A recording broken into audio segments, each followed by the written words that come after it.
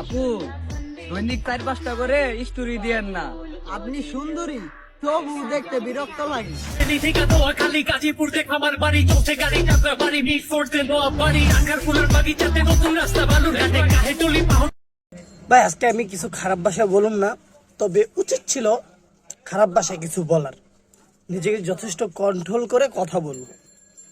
এখন হচ্ছে কি, এখানে যারা আছে আমার মনে হয় এদের কোনো বোন নেই, হোক আপন, হোক মামাতো, হোক ফুফাতো, হোক হোক চাচাতো।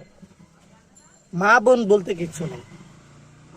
আর যদি বোন থাকে, মেয়েদের প্রতি যদি কোনো সম্মান থাকতো, একটা রাস্তার মাঝখানে 10-12 জন দাঁড়া এরকম মেয়েদেরকে ডিস্টার্ব করতে পারতো?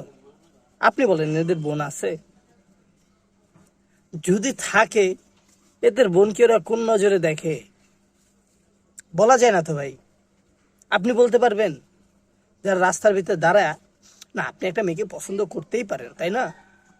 তার মানে এই নেই না 5-6টা মেয়ে আসতেছে, আপনি এক দলবদ্ধ হইয়া তাদেরকে ইফটিজিং করবেন। এটা কোন ধরনের কথা রে ভাই?